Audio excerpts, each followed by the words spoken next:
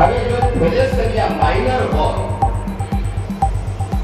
તો હવે તકેદારીના પગલા આપણે લેવાના શરૂ થાય કે આપણે જે આ જગતની અંદર જીવીએ છીએ, આપણે જેટલાય બધા બેઠેલા છે બધાના મનની અંદર છુપી અથવા ખુલીને એક વાત તો નક્કી છે કે મારું